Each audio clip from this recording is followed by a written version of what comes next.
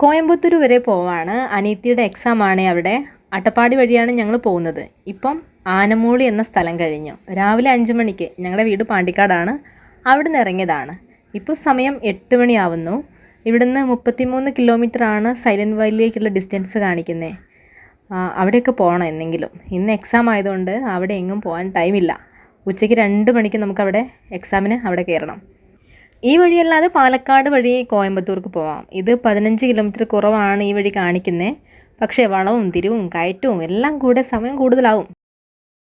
ഇടയ്ക്ക് ഈ കാണുന്ന സ്ഥലത്തെത്തിയപ്പോൾ വണ്ടി നിർത്താതിരിക്കാൻ തോന്നിയില്ല. കുറേ പേര് അവിടെ നിന്ന് ഫോട്ടോ എടുക്കുന്നുണ്ട്. ഇങ്ങനെയൊരു സ്പോട്ട് ഉണ്ടെന്ന് അറിഞ്ഞിരുന്നെങ്കിൽ തോർത്തും വേറെ ഡ്രസ്സൊക്കെ എടുക്കായിരുന്നു തോന്നി. നല്ല തണുത്ത വെള്ളം. പാറക്കെട്ടിന് എത്രയോ ഹൈറ്റിൽ നിന്നാണ് ഈ ഷവറിൽ നിന്നൊക്കെ വെള്ളം വരുന്നില്ലേ, അതുപോലെയൊക്കെ തോന്നും താഴെ നിന്നാൽ. വരുന്നവരൊക്കെ ഇതൊന്ന് കണ്ട് ആസ്വദിക്കാതെ ഈ വഴി കടന്നു പോകുന്നില്ല എന്നതാണ് സത്യം. ഒരു ദിവസം ഇവിടെ നിന്ന് നനയാൻ കണക്കാക്കിയിട്ട് തന്നെ വരണം. എക്സാം അല്ലേ, അധികം നേരം കളയാൻ സമയമില്ലാത്തതിനാൽ അവിടെ നിന്നും വീണ്ടും തിരിച്ചു. ഇതാ കാണുന്നതാണ് ഭവാനിപ്പുഴ. കേരളത്തിൽ നിന്ന് കിഴക്കോട്ടൊഴുകുന്ന 3 നദികളില്ലേ, അതിലൊന്നായ ഭവാനി നദി. തമിഴ്നാട്ടിലേക്കാണ് ഈ ഒഴുകുന്നത്. ഈ നദി തമിഴ്നാട്ടിലെ ഏറ്റവും വലിയ 2ാമത്തെ നദി കൂടിയാണ്. ഇവിടുന്ന് ഭവാനി നദിയെ കണ്ടാൽ ആരും നോക്കി നിന്ന് പോകും. അത്രയ്ക്ക് മനോഹരമായിട്ട് തോന്നുന്നു. മലനിരകളുടെ മടിത്തട്ടിൽ ഒഴുകുന്ന പുഴയും കുറുകെ മനോഹരമായിട്ടുള്ള പാലവും അരികെ തെങ്ങിൻ തോപ്പും കൃഷിയിടങ്ങളും കൂടെ നല്ല ഇളങ്കാറ്റും പറയാതെ വയ്യ. ഇവിടെ ഈ പുഴയും പരിസരമൊക്കെ നല്ല വൃത്തിയായിട്ട് സൂക്ഷിച്ചിട്ടുണ്ട് കേട്ടോ. ഇവിടെ മുന്നറിയിപ്പ് ബോർഡ് കണ്ടില്ലേ? പുഴ വൃത്തിയെ സംരക്ഷിക്കാനും പുഴയിലിറങ്ങി അപകടം വരുത്താതിരിക്കാനൊക്കെ ആയിട്ട് എത്ര മുന്നറിയിപ്പ് കൊടുത്താലും പലരും അപകടത്തിൽപ്പെടുന്ന നമ്മൾ കേൾക്കാറില്ലേ വാർത്തകൾ? അതാണ് അവസ്ഥ. ഇപ്പം മഴയുള്ള സമയമായതിനാൽ നല്ല ഒഴുക്കുണ്ടേ. നമുക്കിങ്ങനെ ദൂരത്ത് നിന്ന് കണ്ട് പുഴ ആസ്വദിക്കാം. ഇവിടെ നമ്മൾ പരിചയപ്പെട്ട ഈ ചേട്ടൻ്റെ പേര് വേലുച്ചാമി. പുഴയ്ക്ക് അക്കരെ പണിക്ക് പോയിട്ട് വീട്ടിലേക്ക് തിരിച്ചു പോവാണ്. പ്രളയത്തിൽ ഈ പാലമൊക്കെ മുങ്ങിപ്പോയെന്നാണ് ഈ ചേട്ടൻ നമ്മളോട് പറയുന്നത്. എങ്കിലും ഈ പ്രകൃതി ഭംഗി കണ്ടാൽ ഇവിടം വിട്ട് പോകാൻ തോന്നില്ല, അത് വേറെ കാര്യം. ഇവിടെ താമസിക്കാനൊക്കെയാണ് എനിക്കിപ്പോൾ തോന്നുന്നത്. ഇതൊക്കെ അട്ടപ്പാടി മേഖല തന്നെയാണ്. ആ ചേട്ടൻ്റെ പേര് വേലുച്ചാമി. അപ്പം അവിടെ അങ്ങനെ പണിക്ക് പോയിട്ട് വരിക. അവരുടെ വീട് ഇവിടെ എടുത്തെങ്ങാണ്ടാണ് അത്രേ. അടിപൊളി സ്ഥലമില്ലേ? അപ്പൊ ഞാൻ ഇവിടെ എങ്ങനെ നമുക്കൊരു പെര വെക്കാനൊക്കെ ഒരാഗ്രഹം തോന്നില്ല, അത്ര മനോഹരമായ സ്ഥലേ. അപ്പം അവരോട് ചോദിച്ചേ ഇവിടെ പ്രളയത്തിന് വെള്ളം കയറുമെന്ന്. അപ്പൊ ഈ പാലത്തിന് വെള്ളം കയറുന്ന പറഞ്ഞേ, ആ ഒരു സൈഡ് വരെയൊക്കെ അത്രയൊക്കെ കയറിയിട്ടുള്ളൂ വെള്ളം. പക്ഷെ ഇവിടെ എത്തിപ്പെടാനാട്ടോ പാട്. ആ ചുരം കയറിയൊക്കെ ഇവിടെ എത്തണമെങ്കിൽ ഇത്തിരി പാടാ. ഇനി ഇവിടുന്ന് അങ്ങോട്ട് എങ്ങനെയാന്ന് അറിയത്തില്ല. ഇതേ കണ്ട ഇവിടെ തീപ്പെട്ടി കിട്ടോ. ഇത് പഴയ തീപ്പെട്ടി. ഇപ്പൊ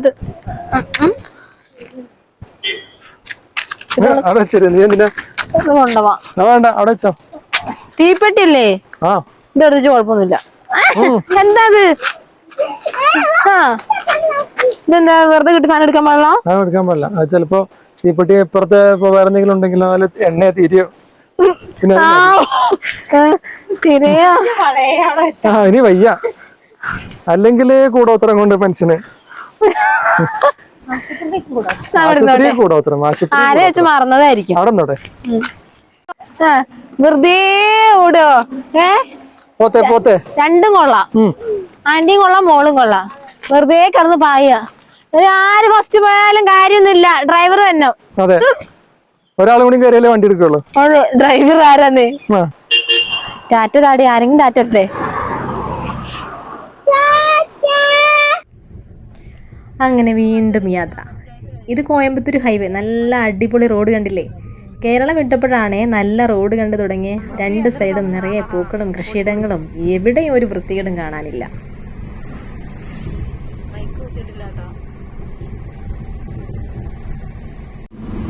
ഞങ്ങളോട് വരുന്നില്ല എന്ന് പറഞ്ഞേട്ടാ. ഞങ്ങളോട് വരുന്നില്ല. അച്ഛമ്മ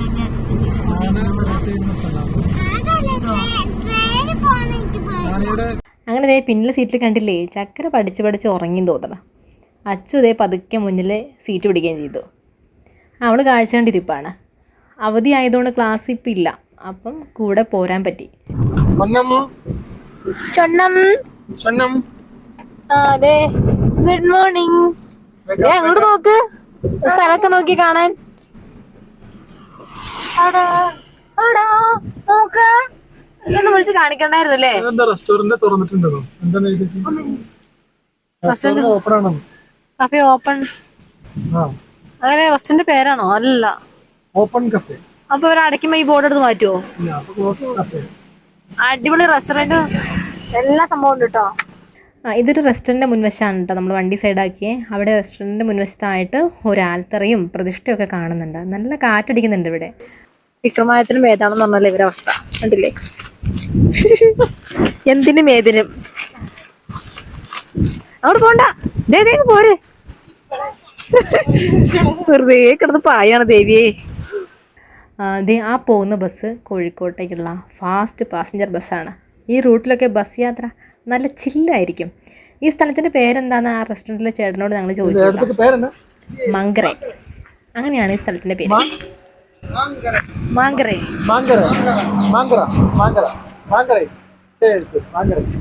അങ്ങനെ രണ്ടെണ്ണം കൂടി മുമ്പിൽ പോകണ കണ്ടില്ലേ? കോയമ്പത്തൂർക്ക് നടക്കാന്നാ തോന്നേ.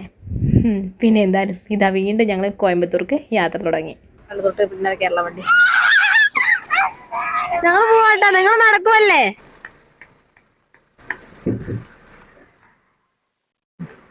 നിങ്ങളിത് പരിചയക്കാര്, നിങ്ങൾ ഈ നാട്ടുകാരാ? ഫ്രൂട്ട്സ് കടയോ? ഇവിടെ ഒന്നും ഫ്രൂട്ട്സ് കടയില്ല, ഇവിടെയൊക്കെ പഴക്കടയാണുള്ളത്. അങ്ങനെ ഏകദേശം ഒരു 11:30 കൂടി നമ്മൾ കോയമ്പത്തൂർ എക്സാം നടക്കുന്ന കൊങ്കുനാട് ആർട്സ് ആൻഡ് സയൻസ് കോളേജിൻ്റെ മുൻപിൽ നമ്മളിതാ എത്തിയിരിക്കുന്നു. ഈ കോളേജിലേക്ക് വരുന്ന വഴിയൊക്കെ പുളിമരത്തണലാണ് കേട്ടോ ഇരുവശവും. അതും എത്രയോ ദൂരം. നല്ല വെയിലാണെങ്കിലും ഇവിടെ നല്ല തണൽ വിരിച്ച് നിൽക്കുന്ന മരങ്ങളുള്ളതിനാൽ വെയിലിൻ്റെ ചൂട് അറിയുകയില്ല. എത്രയോ വർഷങ്ങൾക്ക് മുൻപ് നമ്മുടെ പൂർവികർ നട്ട മരങ്ങൾ ഇന്ന് നമുക്കായിട്ട് തണൽ തീർക്കുന്നുണ്ട്. നമ്മളോ ജൂൺ 5 ഒരു മരം നട്ടാൽ പിന്നെ ആ ഭാഗത്തേക്ക് തിരിഞ്ഞു നോക്കില്ല അല്ലേ? ആരൊക്കെയോ പരിപാലിച്ച് വളർത്തിയ മരങ്ങൾക്ക് കീഴെ വിശ്രമിക്കുമ്പോൾ അവരെയൊക്കെ ഒന്ന് ഓർക്കണം. നാളത്തേക്ക് വേണ്ടി ഒരു മരമെങ്കിലും നമുക്കും നടാൻ പറ്റണ്ടേ?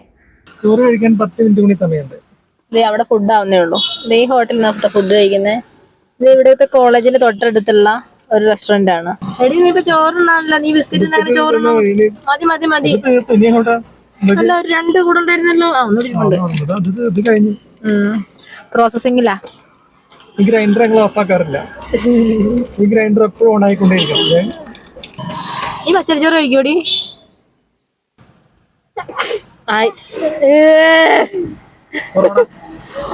ഒന്ന് വാ പൊത്തി ചവയ്ക്ക്. ഞാൻ നേരത്തെ പറഞ്ഞു നിറച്ച് പുളിമരങ്ങളാ. ഇത് കൊറേ ദൂരം ഉണ്ട് കേട്ടോ ഈ പുളിമരങ്ങൾ. ഇങ്ങനെ നല്ല ഭംഗിയാ കാണാൻ. കുറെ മലയാളീസ് ഉണ്ട് കേട്ടോ ഇവിടെ എക്സാം എഴുതാൻ വേണ്ടിയിട്ട്. ആ കൊച്ചിന്റെ ഡ്രസ്സ് ഒക്കെ എനിക്ക് ഇഷ്ടപ്പെട്ടു. അങ്ങനത്തെ മേടിച്ചെന്നെ. ഏകദേശം 12:30 കൂടി ഫുഡ് കഴിക്കാൻ വേണ്ടിയിട്ട് മുന്നിൽ കണ്ട ഹോട്ടലിൽ കയറി കേട്ടോ. ഇവിടെ സെൽഫ് സർവീസാണ്. ഞങ്ങൾ തമിഴ്നാട് സ്റ്റൈൽ മീൽസും തൈര് സാദം, തക്കാളി സാദം അതൊക്കെ മേടിച്ച് കഴിച്ചു. സ്വാദ് അല്പം കുറവാണെന്ന് മാത്രം കേട്ടോ. പപ്പടം അടിപൊളിയായിരുന്നു. അങ്ങനെ 1:30 എക്സാം ഹാളിൽ കയറണ്ടേ. അതിനു മുൻപ് എന്തായാലും ഫുഡൊക്കെ അകത്താക്കി അല്പം വിശ്രമം.